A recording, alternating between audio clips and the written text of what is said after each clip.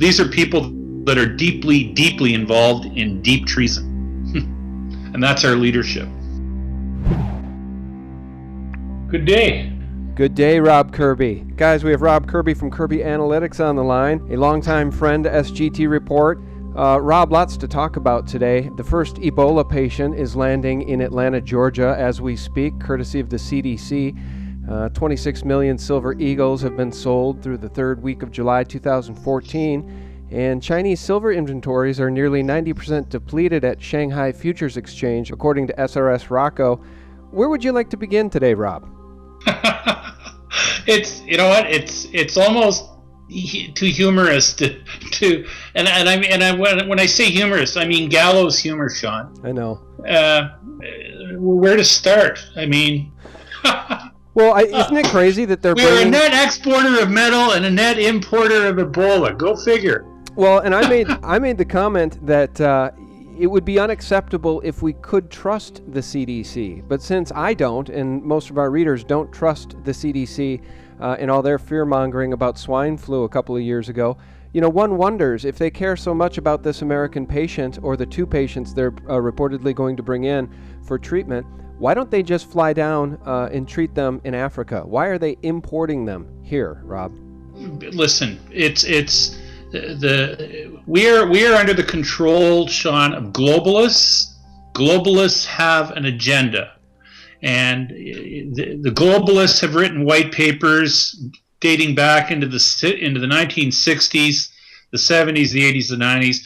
They've written in these white papers explaining explicitly their contempt for humanity. They want less of us on the planet. They want the planet depopulated by something along the lines of 80 to 90% of the 7 billion in population we currently have. These globalists are the same people that have control of most Western governments. They have control of the financial apparatus. They have control of the media apparatus. They have control of the geopolitical apparatus for the most part. There are factions that don't agree with this globalist mentality, but it is globalism that we need to fear most of all. And they have their agendas. Their agendas are one world government, one world currency, and one world religion, namely the worship of state. And this is the trajectory we're on. This also fits very well and explains why the southern flank of the United States no longer effectively has a border, and why we have absolute pouring in of undocumented aliens that are refugees from all over Central America and Mexico. And personally, me as a Canadian, I'm very concerned about this because we have a government that's controlled by these same globalist interests in Canada. And they're pursuing closer and tighter relationships through the North American Peace and Prosperity Agreement. The government in Canada has no mandate to be negotiating behind, no visibility at all. Corporate interests negotiating, basically redefining what sovereignty is or eliminating sovereignty.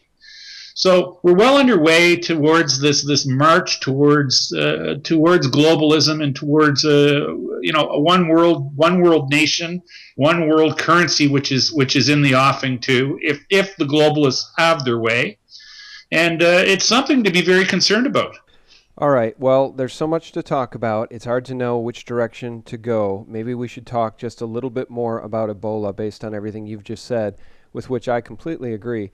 I think that now the pretext of Ebola, an outbreak of Ebola in the United States, is now firmly in place. If the CDC is bringing two individuals here with Ebola, and Ebola has never previously been in the United States, they can really make up any excuse they want now or in the future if there were to be an outbreak of Ebola. And do you think that's overstating it? Is there a plausible reason in your mind that they're bringing two patients here? I mean, I can think of no good reason they would do this, Sean. To me, any reason they'd be doing it would be to have a nefarious end to it. Yeah. I have noticed. I read an article yesterday that the U.S. government is apparently trying to test an Ebola vaccine that they want to have ready for the market by September. And I also heard yesterday when I was listening to the Alex Jones show that Obama has already signed an executive order which allows the U.S. government to detain indefinitely anybody who shows signs of a respiratory illness. That's correct. Or respiratory trouble. So, I mean, this basically gives the powers that be carte blanche to disappear anybody they want for any other, or let's just say, another flimsy reason. Does that mean if you cough when you're in line at an airport or at a train station or at a bus stop, you can be hurriedly whisked off to basically be incarcerated or quarantined? So no, it's this is not a good development, and why they're bringing this to our shores, I don't know. Yeah, and just so everybody realizes, even Donald Trump is calling it insane. It's unacceptable that this is happening, that they're bringing these patients here. I mean, there's really no reason for it unless they want a pretext, and now they've got that pretext. The thing is, Sean, we read these articles, and like I'll pick up on where the article's sourced from, and I'll do a quick read through it, but we're being bombarded with information, the volume of information and the volume of news, real news, that I find myself consuming, most of it from let's just call it the alternative media, because our dinosaur media does not report news anymore. Our dinosaur media only reports the scripted canned news that's basically manufactured by what we call leadership, which doesn't deserve that title because they don't lead, and they've completely vacated their fiduciary duties, and they don't represent the people who elected them. I mean, we're certainly in a time that I've referred to it before, and others have as well. I call it the quickening. The pace of change is accelerating towards a not so good end, where I think both of our point of views would be. Yeah. But things are definitely moving at a faster pace. And all of this, I find it very coincidentally timed to my perceived quickening of the slide in our financial system. While there's been much talk about the economy doing better, employment doing better in stateside, and in my view anyway, and the global financial system is going into a quickening of a meltdown mode. Right. Right, and I want to talk about that, but I want to support what you were saying. Here is the article: Obama signs executive order to allow detention of Americans with, quote, respiratory illness. The amendment comes in the wake of the Ebola scare. This is by Paul Joseph Watson over at Prison Planet, and as you noted, also InfoWars, the sister site. So, I mean, it's a great pretext to, I think, imprison dissidents. I mean, they don't probably care much for my politics, so it's just, it's going to be an effective excuse to use to imprison people should they want to roll out any sort of Ebola scare, and then they can imprison anybody they want who has the flu, for instance. That's at least one plausible thing that could happen in the future. Well, let's talk about this meltdown. Paul Craig Roberts has said that this is going to be a meltdown that will terrify people. How much longer do you think we have? It's hard to say, I know, Rob, because they keep stitching the system together, but it seems to be really a house of cards falling apart as Russia, China, the BRICS in general de-dollarize. Even Saudi Arabia is getting tired of our games. Germany's getting tired of the games of the United States government and the NSA spying. It's a house of cards that just seems ready to come down. Maybe it's already coming down and the Fed is just the buyer of last resort, so they're masking the collapse. I would agree with your characterization, Sean. I think, in all honesty, the financial system has been, I'm going to use a term, it's been MacGyvered time and time again since the call it the financial meltdown, which began in 2007, and we've been MacGyvered to the point where I don't think MacGyver has many more bungee cords, paper clips, and duct tape left to continue with this practice. But for the most part, in my view anyway, the financial system at this point is basically nothing more than bungee cords, paper clips, and strung together with duct tape. And at the end of the day, the ultimate arbiter of where things are gonna be at the end of the day, Sean, is going to be determined by physical precious metal. Physical precious metal always has been and will remain to be the Achilles heel of the financial system. It's the only thing that they can't print. And, I think the derivatives complex is well underway to discrediting and disproving itself as being a reliable means of price discovery. And I would say there's a very strong chance before the end of the year, in the next 2 or 3 months in particular, I think there's a very, very strong chance that we could see some very, very serious advances in the prices of precious metal, which will be, when it happens, in my view, Sean, it'll just be a manifestation of physical precious metal trumping the fictitious and fraudulent paper exchanges, which are the LBMA and COMEX. I agree with you entirely, and that's a great segue to this SRS Rocco report. Chinese silver inventories nearly 90% depleted at the Shanghai Futures Exchange. This was a conversation happening between Chris Marchese over at silverinvestor.com and SRS Rocco. And, Chris basically went on to conclude that the silver and gold contracts at the COMEX are settled in cash, when they're settled at all, whereas the vast majority of the contracts on the Shanghai Exchange are settled in physical metal, which is probably the reason we're seeing a huge drawdown of silver stocks at the Shanghai Futures Exchange. So when we talk about the paper manipulation and we talk about the men behind the curtain at the LBMA, the COMEX here in the Western markets, we can clearly see the actual demand for actual physical if we look to the East. Can't we, Rob? Absolutely. The Asians, and I'm going to say some of the Middle East, or a good chunk of the Middle East, have an insatiable appetite for physical precious metal. Yeah, an insatiable appetite. That's right. And they don't want treasury bonds anymore. They don't want to buy the Fed's paper. They don't want to buy any more of this debt-based currency, supplied by our criminal central bank that allows us to continue on with this U.S. hegemony, this endless war of empire. The whole world is getting sick and tired of this endless war of empire. And I would also say that the whole world's getting sick and tired of the aggression coming out of Israel, quote unquote, America's strongest ally, even though they spied on us before, during, and after 9/11. On the record, check out the 3-part Carl Cameron report on Fox News. The whole world is getting tired of this. Sean, just to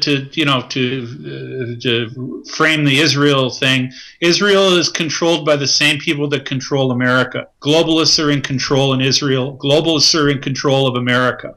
Globalists are in control of the UK. Globalist interests, for the most part, are what's behind the euro, what's behind the European Union. It's a globalist coup to take over the world. And this little plan has been around for a long time, and it's taken a lot of planning. And the personalities behind the globalists are the people that we would refer to as, in one incarnation they're referred to as the Bilderbergers. In another incarnation they're referred to as the Council on Foreign Relations. These are the elitists. These are the people that are not wed to any country. These are the people that they're basically, they're soulless people. They have no affection for any country. They have a contempt for humanity, and they have an inner belief that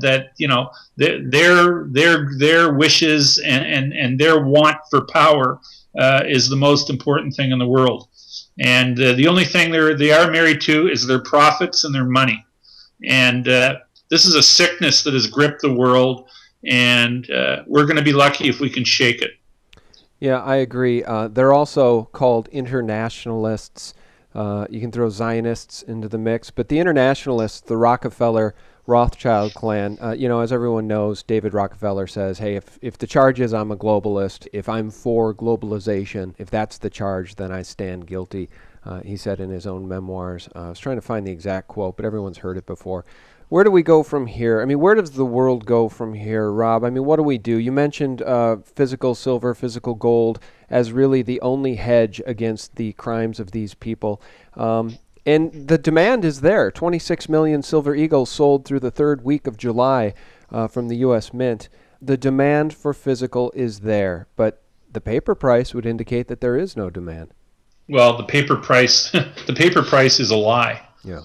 And and we see it. Listen, Sean, we see it daily when the COMEX market opens, because we'll see, like in the gold pit, we'll see something like, I think last week there were days like in the first 2 or 3 minutes of the COMEX opening, 13,000 contracts being thrown into the market in 2 or 3 minutes. So just remember, people that are executing financial transactions with a view to purposely lose money, because throwing 13,000 financial paper gold contracts at the market, in 3 minutes certainly is not an action indicative of the seller wishing to maximize his profit. And indeed, what it is demonstrative of is somebody wishing to knock a price down, and knowing that they're willingly losing money. They're willingly losing fiat money. So any plan that's designed to willingly lose fiat money certainly is not consistent with there being no demand. Yeah. Well, let me back you up again here, because you've just made another perfect segue. This one's from Bix Weir. Maybe you read this one, Rob. We posted it at the top of SGT Report for almost 3 days. Criminal lies still coming out of the LBMA. 3.76 billion plus net ounces of silver, quote, transferred in the month of July. Bix writes, to say the LBMA is a den of vipers would be an insult to vipers. They are flat-out criminals, liars, cheaters, scum suckers, and bottom dwellers. Language alert coming up here, guys, so if you've got sensitive ears, cover them up. The new silver fix called the London Silver Price will be just another con by the members of the LBMA, who will be telling the CME and Reuters what price they want posted each day. It's total bullshit. Just like the claims that the LBMA members transferred billions of ounces of silver last month. Billions of ounces. Here's their just released numbers, which I will show people here on screen. Quote, meanwhile, the volume of silver ounces transferred daily increased by 19.4% to 163 million ounces, the LBMA said. Coupled with an increase in price, this pushed the value of ounces transferred daily up 22% to 3.23 billion. Rob, that's 163 million ounces of silver per day net. Yeah, well, I mean, global mine production annually, I think, is 800 million ounces. That's right. So every 4 days or every 4.5 days, they claim to be trading all the silver that comes out of the ground in a year. That's right, and it's absurd beyond absurd. There should be a better word than absurd for what this is. Scum-sucking, bottom-dwelling. Sean, the cue is they're saying it's the new silver fix. And have you heard the saying, meet the new boss, same as the old boss? Yeah, the Who, right? Yeah. Yeah. Is that Won't get fooled again. Roger Daltrey? No, I mean, it's true, man. And the thing is, anybody that wants to defend this system need only step back a second, take off the propaganda goggles, and look at what it's been called for the last 100 years. The gold fix. The silver fix. They've been fixing it, and now all they want to do is find a new electronic fix. So for as much as everybody's been hoping things will change here in mid-August when the 100-year-old silver fix ends, it's not going to change. The only place it's changing is when we look to the east. The Shanghai exchanges. I mean, the exchanges in the east where contracts are settled in real physical metal. That's the only place it's changing. Here. So I don't know what we're going to do other than just continue to acquire the physical, those of us who are awake can take this as an opportunity to have more time, because sooner or later this crappy system is going to collapse under its own weight. And I don't just mean this paper fraud system in the metals markets. I mean this crazy Ponzi debt-based nightmarish dollar system, which again allows this endless U.S. hegemony, this endless war on terror, this endless spreading of democracy, trying to democratize the globe. It's all nonsense. It's all intelligence agencies doing the bidding of the banks. It will all eventually collapse. It has to collapse. There's no way this system can go on for another 40 years. The Bretton Woods system is dead. Right? Hear, hear. Am I right? Hear, hear.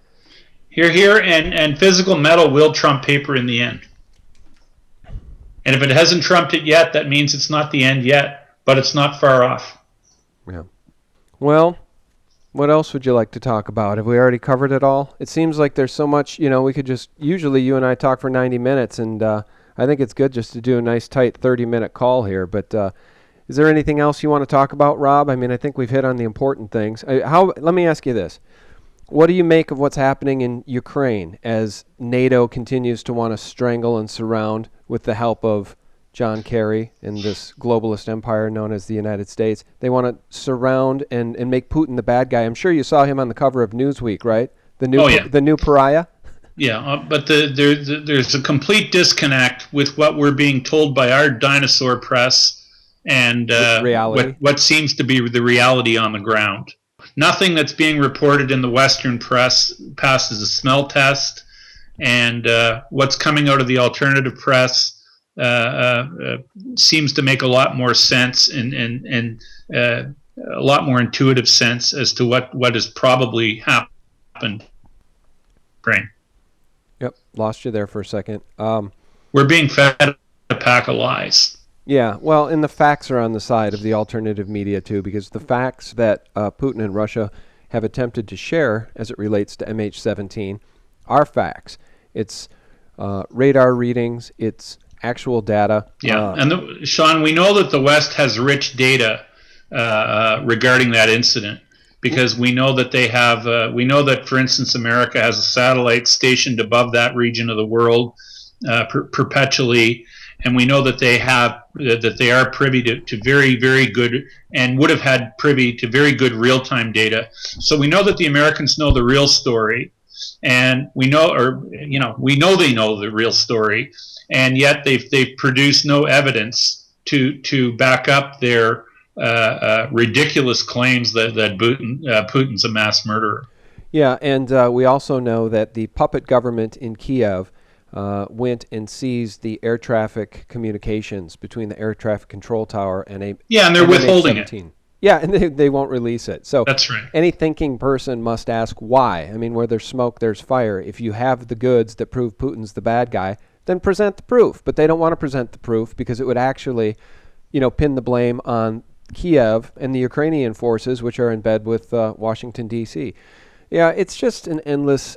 Don't you just feel like we're knee deep in Orwell's 1984? I mean, it should be Orwell's 2014. We're just so knee deep in it, and yeah, I don't know. I just don't think people are waking up fast enough in this country. It's shocking to me that we can't impeach Obama. That there's not a true grassroots movement to impeach Barack Obama. I mean, just for starters. Well, that's the operative word. That would be Jack's for openers. There's a lot more than Obama that needs to be impeached. And the sad thing, to put a wrapper on what you just said, Sean, isn't it a very, very bitter thing to sit here and say we aren't the good guys anymore? Because you know what? If you call a spade, we aren't the good guys anymore. We've talked, and we used to be. I know we've talked about that before, and I know it breaks your heart. It breaks my heart too. But what I like to say, and I remind people that I speak with, colleagues at work and stuff, whenever these issues come up, and people will say, well, we just went into Iraq for the oil, or we just went into wherever for whatever. I always remind them that it's not we. It's no longer we. This criminal government doesn't represent me or Rob, even you up there in Canada. NATO doesn't represent you or me. What's happening in Syria, what happened in Gaddafi's... Libya and Egypt, Libya, thank you. and who knows where Iran, what they're trying to do in Iran, what's happened in Iraq. Afghanistan. I mean, yeah. None of it's in my name. This is not us. No, it's not us. It literally isn't being done for the good of the American people. It's being done for, I think, the globalist agenda, which is to ultimately just use the military and use the United States for the benefit of this globalist agenda, which is to de-sovereignize all nation states. I mean, ultimately, I think the goal is to use us until we're used up, and then we can no longer defend our own sovereignty, and they'll just fold us into this North American Union or whatever else they're doing. I mean, this border situation, which you noted at the beginning of the interview, these open borders, I mean, this is just another crisis of epic magnitude. They're throwing so much at us, Rob, it's just impossible to keep up. It's hard to cover it all, and it defies belief that they're just going to allow those borders to remain open.